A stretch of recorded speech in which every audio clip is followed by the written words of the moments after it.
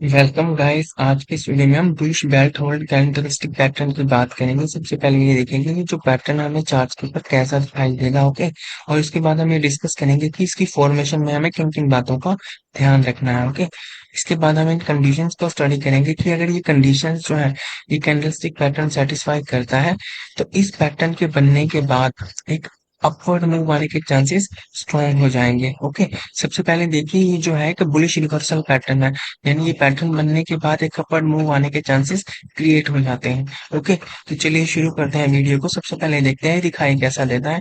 तो सबसे पहली बात, ये जो पैटर्न है ये सिंगल कैंडलस्टिक से फॉर्म होता है, यानी सिंगल कैंडलस्टिक से बनने वाला कैंडलस्टिक पैटर्न है। ओके, और इसमें ये जो कैंडल है ये लॉन्ग बुलिश यानी ग्रीन कलर की कैंडल होगी। ओके, इस कैंडल का जो ओपन होगा, देखिए ध्यान से, यहाँ पे इसका ओपन है, इसका ओपन और लो प्राइस सेम लेवल पे होने चाहिए। ये इस कैंडलस्टिक पैटर्न की खास पहचान है। ओके, और इसके बाद जब इस कैंडल स्टिक पैटर्न में इस कैंडल की क्लोजिंग आएगी, ये क्लोजिंग जो है इसके हाई प्राइस के आसपास आनी चाहिए। और एक चीज इसमें नोट करेंगे, ये जो कैंडल के अंदर बॉडी है ये 95% होनी चाहिए, और ये जो विक है ये 5% से कम होनी चाहिए, 5% भी हो सकती है। ओके, यानी 95% तो बॉडी हो और ये 5% क्या होनी चाहिए, वीक होनी चाहिए। ओके, और बॉडी जो है 95% से ज्यादा हो सकती है, लेकिन ये जो वीक है 5% से ज्यादा नहीं होनी चाहिए। ओके, ये कम हो सकती है 5% से, लेकिन ज्यादा नहीं होनी चाहिए। तो ये था इसकी फॉर्मेशन के बारे में bullish belt hold candlestick pattern की। ओके, अब हम इन कंडीशन को स्टडी करते हैं कि अगर ये पैटर्न जो है इन कंडीशंस को सेटिस्फाई करता है तो ये पैटर्न बनने के बाद एक अपवर्ड मूव आएगी, इस चीज के चांसेस स्ट्रॉन्ग हो जाते हैं। नंबर वन है works better when formed near a की स्पोर्ट जोन। मान लीजिए यहाँ पे कोई स्ट्रॉन्ग स्पोर्ट जोन थी, उसके पास हमें ये कैंडलस्टिक पैटर्न बनता हुआ दिखाई दे रहा है, तो इसके बाद एक अपवर्ड मूव आएगी, इस चीज के चांसेस स्ट्रॉन्ग हो जाते हैं। ओके, यानी ये जो पैटर्न है अगर की स्पोर्ट लेवल यानी स्ट्रॉन्ग स्पोर्ट के पास बनता है तो वहां से एक अपवर्ड मूव आने के चांसेस स्ट्रॉन्ग होते हैं।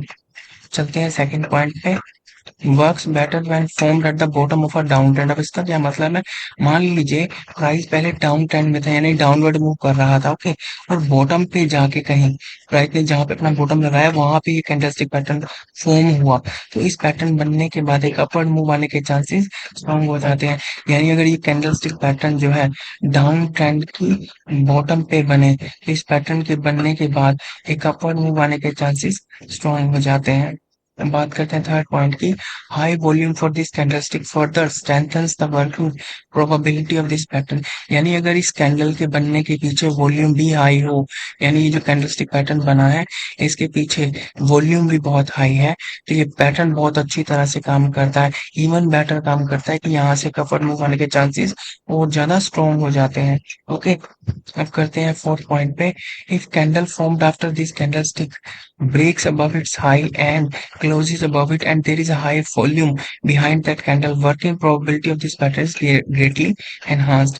इस फोर्थ पॉइंट का क्या मतलब है, तो जरा ध्यान से इस इमेज में देखिए, यहाँ पे देखिए हमें ये जो है bullish belt hold candlestick pattern हमें बनता हुआ दिखाई दे रहा है। इसके बाद वाली ये जो कैंडल है इसने क्या किया है, इसका जो हाई था, देखिए इस कैंडल का जो हाई था इसको ब्रेक करके इसके ऊपर क्लोजिंग दी है। ओके, और अगर इस कैंडल के लिए वॉल्यूम भी हाई हो, ओके, जिस कैंडल ने हमारे बुलिश बेल्ट होल्ड का हाई तोड़ के उसके ऊपर क्लोजिंग दिया, अगर उसके लिए वॉल्यूम भी हाई हो तो यहाँ से एक अपवर्ड मूव आने के चांसेस इवन बेटर हो जाते हैं। ओके, तो ये था bullish belt hold candlestick pattern के बारे में। अगर आपको वीडियो अच्छा लगा हो प्लीज लाइक कीजिएगा और चैनल को सब्सक्राइब कीजिएगा। Thank you very much.